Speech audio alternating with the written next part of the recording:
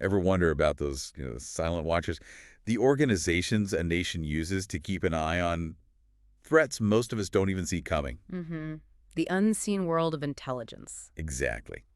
And today, we're doing a deep dive into that world, but focusing right in on the Netherlands General Intelligence and Security Service, the AIVD. Yeah, they're sort of the nation's eyes and ears working behind the scenes. Right. And we've gathered quite a bit of material on them. We have. Our sources give us a really good look into the AIVD, its history, what it's supposed to do, its methods, and yeah, some of the controversies too. That's pretty much unavoidable in this line of work. So the mission for you listening is basically this.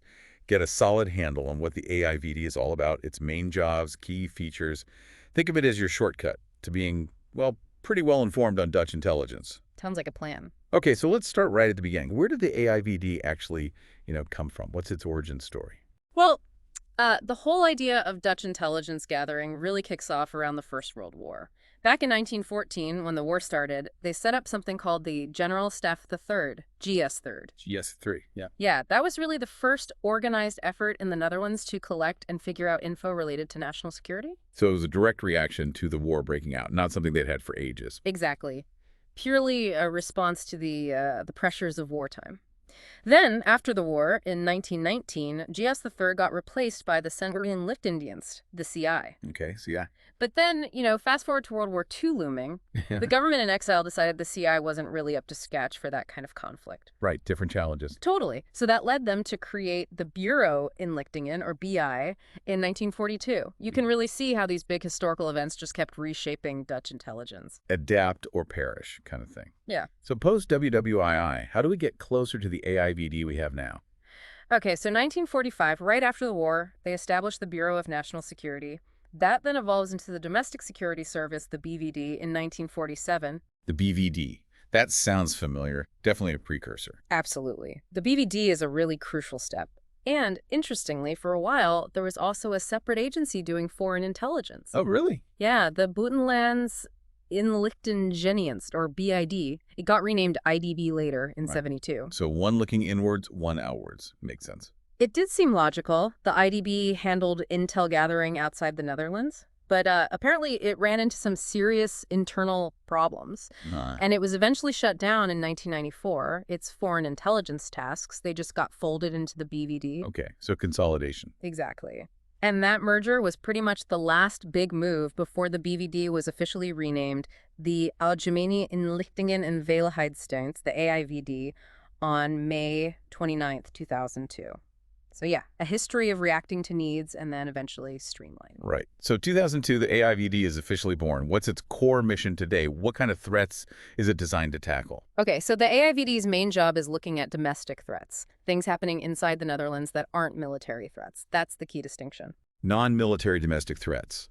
And how does that differ from, say, the military intelligence guys? Right, so you have the Military Intelligence and Security Service, the MIVD. Their focus is different. They handle international threats, specifically military ones, and also stuff like government-sponsored spying aimed at, the Dutch military or government systems. Gotcha. So AIVD is inward-looking, non-military.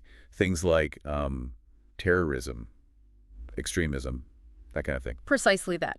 The AIVD collects intelligence on those kinds of domestic threats, terrorism, extremism, political violence, and helps efforts to counter them, both domestic and sometimes foreign threats that fit their non-military profile.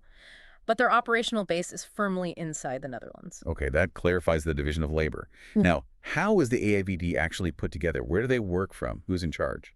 Their main headquarters is in Zoetermeer, and they have this motto, kind of interesting. Live fish swim against the current, only the dead ones float with it. Oh, so they don't just go with the flow. Yeah, proactive stance, you could say. Size-wise, we're talking about roughly 2,000 employees. And their budget, well, back in fiscal year 2018, it was around 249 million euros. And politically, who do they answer to? Who's holding the reins? The ultimate political responsibility lies with the Minister of the Interior and Kingdom Relations. Right now, that's Judith Utermark. Okay, and within the agency itself, the leadership. There's a clear structure. The top job is the Director General. Recently, you had Rob Bertollet from 2011 to 2018, then Dick Scoof until 2020, The current Director General is Eric Ackerboom, who started in 2020, and he's got a Deputy Director General, Marja Horseman. All right.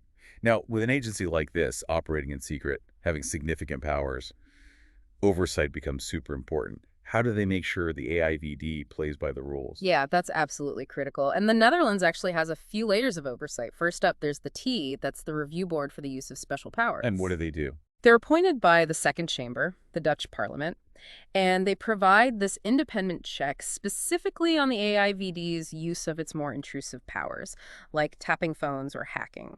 Okay. Independent scrutiny, what else? Then you've got the CTIVD, that's the Oversight Committee, also appointed by the Second Chamber. Their job is broader. They investigate how the intelligence and security services are functioning overall. So, two independent watchdogs. Is there a direct political oversight mechanism, too? Yes, there is. It's called the CIVD, the Committee for the Intelligence and Security Services. This one's made up of the leaders of all the political parties represented in the Second Chamber. All of them. Well, interestingly, the Socialist Party actually stayed out of it for a long time until 2009. Maybe they had a different take on how oversight should work, you know? Huh. Interesting footnote. Okay, Mhm. so committees. Mhm. Anything else in terms of accountability? Like, to the public? Well, the AIVD does put out an annual report. Of course, bits are blacked out, redacted for operational security. Blah. And in theory, Dutch courts can order the AIVD to hand over information they have on specific citizens, but there are big limits on that, especially for recent info, stuff under 5 years old, or anything tied to ongoing investigations. It's not wide open access. Right. Understandable constraints. Okay, so we've got the history, the mission, the structure, the oversight. Let's get into the nitty-gritty. What does the AIVD actually do day to day? What are their main jobs and methods? Right. Well, according to the services, a big part of their work is monitoring specific people and groups they think are a threat. We're talking political extremists, religious extremists. Keeping tabs on potential troublemakers. Essentially, yes. They also run investigations into people in certain sensitive jobs, public office or key positions in telecoms, banks, big companies, even people on the parliamentary oversight committees themselves, looking for vulnerabilities. Oh, even checking up on their own overseers. That's thorough. It suggests a very broad view of potential risks, and they also have a big advisory role, right? Absolutely. Giving advice and warnings to the government is key. That includes risks to national security, how to protect top leaders, and also ensuring government communications are secure. That's handled through the National Communications Security Agency, which falls under them. So a mix of active intelligence gathering and preventative advice. Exactly. And how do they gather all this intel? What tools are in their toolbox? Okay, methods. They can use telephone and internet taps. What's interesting here is that the authorization comes from the Minister of the Interior, not a judge. Oh, okay. That's a significant detail. It is. They also use infiltration, though the sources suggest it's often not ACUD employees going undercover, but rather using outsiders who already have access to certain groups. Using informants. Exactly. Cultivating and running informants within groups is a classic technique they employ. Plus, of course, loads of open source intelligence digging through publicly available information. And they can tap into police intel, too. Yeah, they have basically unrestricted access to police intelligence databases. They also work closely with foreign intelligence services stationed in the Netherlands. Those folks operate under diplomatic status, so they have immunity. Makes sense for cooperation. And there's also mention, though it's unconfirmed, of the AIVD getting intelligence directly from foreign agencies. Plus, they cooperate with the Dutch Regional Intelligence Service, the RID and liaise with apparently over 100 other intelligence services around the world. A big network. Well, Okay, given all these powers and secret activities, it's probably no surprise they've faced some heat. Let's talk about the criticisms and controversies. yeah, inevitably. One really serious point of criticism involved Frans van Onat. He was a Dutch businessman convicted for helping supply chemical weapon materials to Iraq. Right, I remember that case. Well, reports surfaced suggesting he'd actually been an AIVD informer, which, raises massive ethical questions about who intelligence agencies work with. Definitely. A tricky balancing act.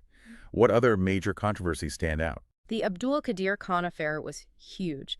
He was the Pakistani scientist who got hold of sensitive Dutch nuclear tech, which then helped Pakistan build nuclear weapons. How did that happen? So security less. That was the accusation. The former prime minister, Ruud Lubbers, later claimed the transfer happened because a foreign power asked for it, but it still led to huge criticism about protecting secrets. Wow, okay.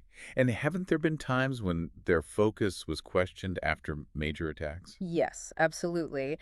After 9/11 and then later the murder of filmmaker Theo van Gogh in Amsterdam, Right. there was criticism that the AIVD hadn't paid enough attention to the threat from Islamist extremist groups beforehand. A failure to connect the dots, maybe. That was the charge. And Hmm. similarly, after the politician Pim Fortuyn was assassinated, questions were raised about whether they'd been properly monitoring political violence and right-wing extremist groups. So criticized from different angles depending on the event. Pretty much. And that there was even a really weird specific allegation about hand grenades being delivered to members of the Hofstad group, that radical Islamist network, apparently via an AIVD informant. Hand grenades. Yeah. That sounds like an operation gone seriously wrong if true. If true, yes. Very serious questions raised there. And they've had security breaches too, right? Losing sensitive info? Indeed. There was a pretty notable incident where a laptop and a floppy disk, remember those? With classified info went missing from a regional office. Oh dear. Where did it end up? Apparently it fell into the hands of a crime journalist. Yeah. And the data supposedly included details about spying on Pim Fortuyn and also on left-wing activists, including some really sensitive, unverified allegations. That's bad. A breach like that damages trust, not just operations. Absolutely. Hmm. And going way back to the Cold War, the BVD, their predecessor, got flagged for interviewing potential employers about people they thought were suspicious, often just for their political views, basically concerns about blacklisting. Yeah, that definitely crosses the line for many people. And there's a more recent controversy involving journalists. Yes, this just came up in 2024. Reports surfaced later confirmed by the CTIVD Oversight Committee that both the AIVD and the MIVD had actually recruited journalists as paid agents. Paid agents, working domestically or abroad. Both, apparently, within the Netherlands and overseas. This caused a huge outcry from the Dutch Association of Journalists. I would imagine. They argued it completely undermines press independence and credibility. The CTIVD also criticized it, flagging concerns about the journalist's safety, especially abroad, and the ethical messiness of it all. Yeah, that's a fundamental conflict, isn't it? Intelligence needs versus a free press. Wow. Okay, so lots of criticism. But surely it hasn't all been negative. Any big success stories credited to the AIVD? Yes, definitely. There's one standout success that got international attention. Back in 2014, Okay, what happened? the AIVD managed to hack into the computer network of that Russian hacker group, Cozy Bear. You know, the ones linked to various state-sponsored attacks. Cozy Bear, right? They infiltrated them. They did. And because they were inside, they apparently watched them hack the U.S. Democratic National Committee and later even the White House systems. Seriously, they saw it happening live. That's the report. And crucially, the AIVD was supposedly the first agency to tick off the U.S. National Security Agency, the NSA, about this massive cyber intrusion. Wow. Being the first to warn the U.S. about the DNC hack, that's a major intelligence coup. Absolutely. It really highlighted their cyber capabilities on an international stage. There's even a book about it, isn't there? Yes, in the lair of the Cozy Bear. It supposedly tells the story from the perspective of an American liaison officer working with the AIVD at the time.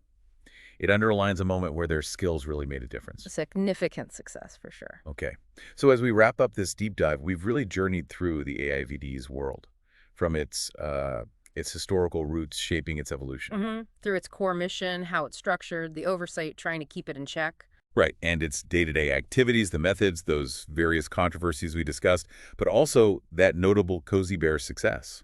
It's clearly, as our sources show, a really complex outfit operating in a pretty murky world. No doubt. I think this gives you a solid foundation for understanding the Netherlands' main intelligence agency, its crucial role, but also the inherent challenges and the public scrutiny that just comes with the territory. Absolutely.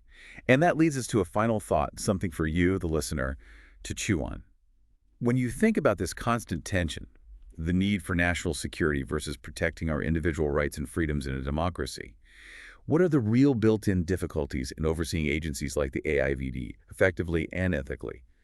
How do you even measure their success or failure when so much is secret? That's the million-euro question, isn't it? It really is. Yeah. How do we ensure these powerful, unseen organizations operate in a way that truly reflects the democratic principles they're ultimately supposed to protect? Something to ponder.